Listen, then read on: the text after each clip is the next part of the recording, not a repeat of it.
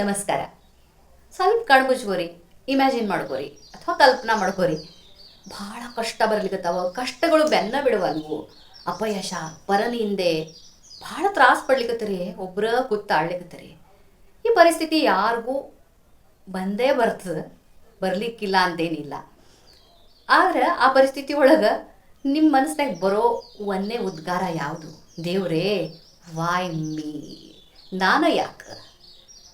ಪ್ರತಿ ಸಲ ನಾವು ಈ ಪ್ರಶ್ನೆ ಕೇಳ್ತೀವಿ. ಇದೇನು ತಪ್ಪಲ್ಲ ಬಿಡ್ರಿ, ಮನುಷ್ಯನ ಸಹಜ ಸ್ವಭಾವ. ಆದ್ರೆ ಒಂದು ಸಣ್ಣ ಉದಾಹರಣೆ ಹೇಳ್ತೀನಿ ನಿಮಗೆ ನಾನು. ಈಗ ಶಿಲ್ಪ ತಯಾರು ಮಾಡ್ಬೇಕಾದ್ರೆ ಕಲ್ಲಿಗೆ ಸುತ್ತಿಗೆಯಿಂದ ಎಷ್ಟು ಯಾತನೆ ಕೊಡ್ತಾನೆ ನೋಡ್ರಿ.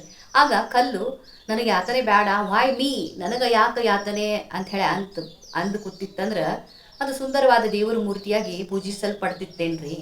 ಕಲ್ಲಾಗೆ ಉಳಿತಿತ್ತಲ್ಲ ಅದು. ಹಂಗಾದ ಈಗ ನೀವು ಸ್ವಲ್ಪ ಕಣ್ಣೆತ್ತಿ ಕಣ್ಣು ಬಿಟ್ಟು ನೋಡ್ರಿ. ಒಂದು ಚಕ್ಕರ್ ಹೊಡೆದು ಬರ್ರಿ. ICU ಕ್ರಿಟಿಕಲ್ ಪೇಷಂಟ್ ಇಟ್ಟಿರ್ತಾರ, ಅಲ್ಲಿ ಹೋಗಿ ಬರ್ರಿ. ಹುಚ್ಚರ ಆಸ್ಪತ್ರೆಗೆ ಒಂದ್ಸಲ ಹೋಗಿ ಬರ್ರಿ. ಸ್ಮಶಾನಕ್ಕೂ ಹೋಗಿ ಬರ್ರಿ. ಅವಾಗ what is reality of life ನಿಮಗೆ ಗುರ್ತಾಗೇ ಆಗ್ತದೆ. ಜಗತ್ನ್ಯಾಗ ದುಃಖ ಬೇಡ ಅನ್ರಿ, ಬೇಕನ್ರಿ, ಆ್ಯಂಗಲ್ ಚೇಂಜ್ ಮಾಡಿ ನೋಡ್ತೀನನ್ರಿ, ಪ್ರಸಂಗ ಬರುವನ. ಯಾಕಂದ್ರೆ ಲೈಫ್ ಇಸ್ ಅನ್ಪ್ರಿಡಿಕ್ಟೇಬಲ್. ನಿಮ್ಗೆ ಬೇಕಾದವ್ರ ನಿಮ್ಮ ಹತ್ರ ನಿಮ್ಮ ಆಸ್ಪಾಸ್ ಇರ್ತಾರಂತದೇನು, ಅದು ನಮ್ಮ ಕೈಯಾಗಿಲ್ಲ. ನಾವು ಸಮಾಜದಾಗಿರ್ತೀವಿ. ಅದಕ್ಕೆ ಒಂದು ನಮ್ಮ ಕೈಯಾಗದ. ಯಾವುದೇ ಪರಿಸ್ಥಿತಿ ಬಂದರೂ ನಾ ಆ ಪರಿಸ್ಥಿತಿಯಿಂದ ನನಗೆ ಹೆಚ್ಚು ಹೆಂಗೆ ಬೆನಿಫಿಟ್ ಮಾಡಿಕೊಂಡು ನನ್ನ ಒಂದು ದೃಷ್ಟಿಕೋನದಿಂದ ನಾನು ನನ್ನನ್ನು ಹೆಂಗೆ ಮೇಲೆ ಎತ್ತೀನಿ, ನಾ ಹೆಂಗೆ ಅಪ್ಗ್ರೇಡ್ ಮಾಡ್ತೀನಿ, ಅದು ಭಾಳ ಮಹತ್ವದ ರೀ. ಆದರೆ ನನಗೆ ಒಂದು ಹೇಳಲಿಕ್ಕೆ ಸೇರ್ತದೆ. ಈಗ ನೋಡ್ರಿ, ಕಾಡನ್ಯಾಗ ಎಷ್ಟು ಸುಂದರ ಹೂವು ಅರಳಿರ್ತದೆ.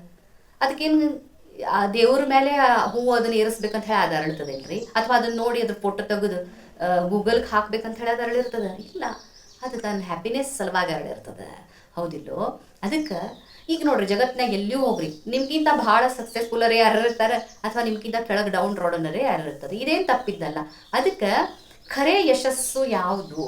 ನೀವು ಈಗ ನೋಡ್ರಿ, ಒಂದು ಬೀಜ ಬಿತ್ತಿದಾಗ ಭೂಮಿ ಒಳಗೆ ಹೋಗ್ತದೆ. ಏನಿರ್ತದಲ್ಲಿ? ಗಾಢ ಕತ್ಲೆ ಇರ್ತದೆ. ಆ ಕತ್ಲೆ ಒಳಗಿಂದ ಆ ಬೀಜ ಏನೇನು ಜರ್ನಿ ಮಾಡಿ ಬಂದಿರ್ತದೆ, ಏನೇನು ಪ್ರವಾಸ ಮಾಡಿ ಬಂದಿರ್ತದೆ, ಏನೇನು ಫೈಟ್ ಕಂಡೀಷನ್ ಮಾಡಿ ಬಂದಿರ್ತದೆ. ಆಮೇಲೆ ಅದು ಮಾಡ್ಕೋತ ಅದು ಕತ್ಲಿ ಒಳಗಿಂದ ಬಂದು ಒಂದು ಮೊಳಕೆ ಒಡೆದು ಒಂದು ಸಸ್ಯ ಆಗಿ ಅದ್ರಾಗೂ ಮತ್ತು ಅದು ಸರ್ವೈವ್ ಆತಂದ್ರೆ ಒಂದು ದೊಡ್ಡ ವೃಕ್ಷವಾಗಿ ಎದ್ದು ನಿಂತು ಇನ್ನೊಬ್ಬಿಗೆ ನೆರಳು ಕೊಡುವಷ್ಟು ಬೆಳೆದು ನಿಂತದ್ದು ಜರ್ನಿ ಆ ಒಂದು ಬೀಜಕ್ಕೆ ಗೊತ್ತಿರ್ತದೆ. ನೀವು ಒಂದು ಬೀಜವಿದ್ದಂಗೆ ನಿಮ್ಮ ತಪಸ್ಸು, ನೀವು ಮಾಡಿದ ಕಾಂಪ್ರಮೈಸಸ್ಸು, ನಿಮ್ಮ ಸ್ಟ್ರಗಲು ನಿಮಗೆ ಗೊತ್ತು. Don't explain it to the world. ಅದನ್ನು ಎಕ್ಸ್ಪ್ಲೇನ್ ಮಾಡಿ ಏನೂ ಇಲ್ಲ. ಆದ್ರೆ ಖರೆ ಸಕ್ಸಸ್ ಯಾವುದದ ಹೇಳ್ತೀನಿ ರೀ. ಅಳ್ಕೋತಂತ್ರೂ ಕೂಡಬಾರ್ದು. ಪರಿಸ್ಥಿತಿ ಯಾವುದೋ ಬರಲಿ, ಅಳ್ಕೋತ ಕೂಡಬಾರ್ದು. ಆಮೇಲೆ ದೇವರಿಗೂ ಅನ್ಬಾರ್ದು. ನೀವು ದೇವ್ರಿಗೆ ಹಿಂಗೆ ಕೇಳ್ತೀರೇನ್ರಿ? ದೇವರೇ, ಚಲೋ ಟೈಮ್ ಇದ್ದಾಗ, ಚಲೋ ಗಳಿಗಿದ್ದಾಗ ನಾನು ಯಾಕೆ ಜೀವನದಾಗ ಇಷ್ಟು ಸಂತೋಷವಾಗಿದ್ದೀನಿ, ನನ್ನ ಫ್ಯಾಮಿಲಿನ ಯಾಕೆ ಇಷ್ಟು ಚಲೋ ಅದ, ನನ್ನ ನೌಕರಿನ ಇಷ್ಟು ಯಾಕೆ ಚಲೋ ಅದ ಅಂತ ಅಂತೀರೇನ್ರಿ? ಕೆಟ್ಟಗಳಿಗೆ ಬಂತಂತಂದ್ರೇನು? ನಿಮಗೆ ಕಂಫರ್ಟ್ ಝೋನ್ ಕ್ರಾಸ್ ಮಾಡೋ ತಾಕತ್ತಿರಂಗಿಲ್ಲ. ಅದಕ್ಕೆ ನಿಮ್ಗೆ ದುಃಖ ಆಗ್ತದೆ. ಅದಕ್ಕಿಂತ ಈ ಬಿದ್ದು ಪರಿಸ್ಥಿತಿ ಒಳಗೆ ಇದ್ರಾಗ ನನಗೆ ಹೆಂಗೆ ಶೇಪಪ್ ಮಾಡಬಹುದು, ಬೆಂಕ್ಯಾಗ ಬಂಗಾರ ಒಗದ ಕೂಡ ಹೆಂಗೆ ಇನ್ನೂ ಎಲ್ಲ ಇಂಪ್ಯೂರಿಟೀಸ್ ಹೊರಗೆ ಬಂದು ಇನ್ನೂ ಬೆಳಗ್ತದೆ ನೋಡ್ರಿ, ಇನ್ನೂ ಚಂದ ಕಾಣಿಸ್ತದೆ, ಇನ್ನೂ ಸ್ವಚ್ಛ ಆಗ್ತದೆ. ಹಂಗೆ ನಿಮ್ಮ ಪ್ರತಿಮೆಯನ್ನು ನೀವೇ ತಿದ್ಕೋಬೇಕು. ಅದು ಜನರಿಗೆ ತೋರಿಸ್ಲಿಕ್ಕೆ, ಅಥವಾ ನನ್ನ ಕೆಟ್ಟ ಪರಿಸ್ಥಿತಿ ಇದ್ದಾಗ ಯಾರು ನನಗೆ ಹೇಳ್ಸಾರ ಅವ್ರಿಗೆ ನಾ ಮಾಡೇ ತೋರಿಸ್ತೀನಿ. This is a wrong mind set. ಇದನ್ನು ಯಾವಾಗಲೂ ಮಾಡಬೇಡ್ರಿ. ದಿವಸದಾಗ ರಾತ್ರಿ ಮಲಗೋಕ್ಕಿಂತ ಮುಂಚೆ ನಿಮ್ಮ ಬಗ್ಗೆ ನೀವು ವಿಚಾರ ಮಾಡಿದಾಗ, ಅಥವಾ ಕರಡಿ ಎದುರಿಗೆ ನಿಂತು ಮಲಗೋಕ್ಕಿಂತ ಮುಂಚೆ ನಿಮಗೆ ನೀವು ನೋಡಿದಾಗ ನಿಮ್ಮ ಪ್ರತಿಮೆನ ನಿಮಗೆ ಹೇಳಬೇಕು, ವೆರಿ ಗುಡ್, ನೀನು ನಿನ್ನಿಗಿಂತ ಇವತ್ತು ಭಾಳ ಎತ್ತರಕ್ಕೆ ಬೆಳೆದು ನಿಂತಿ.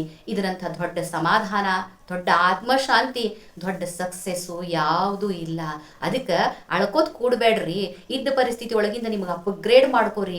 ಆ ಜರ್ನಿ ಏನು ಜನರಿಗೆ ತೋರಿಸೋ ಅವಶ್ಯಕತೆ ಇಲ್ಲ. ನಿಮ್ಮ ತಪಸ್ಸು ನಿಮಗೆ ಗೊತ್ತಿರ್ತದೆ. ನಿಮ್ಮ ದೃಷ್ಟಿಕೋನದಿಂದ ನೀವು ಮ್ಯಾಲೆ ಎಚ್ಚೆತ್ತು ನೋಡ್ರಿ. You will be the most successful, most happy person in this world. ಇದು ಮಾತ್ರ ನಾನು ಖಂಡಿತವಾಗಿ ಹೇಳ್ತೇನೆ. ಸ್ವಲ್ಪ ವಿಚಾರ ಮಾಡಿ ನೋಡ್ರಿ. ಅದಕ್ಕೆ don't say why me, say try me, try it, fight it, accept it. You will be a very happy person. ಎಲ್ಲರಿಗೂ ಮತ್ತೆ ಭೇಟಿ ಆಗ್ತೀನಿ ರೀ. ನಮಸ್ಕಾರ.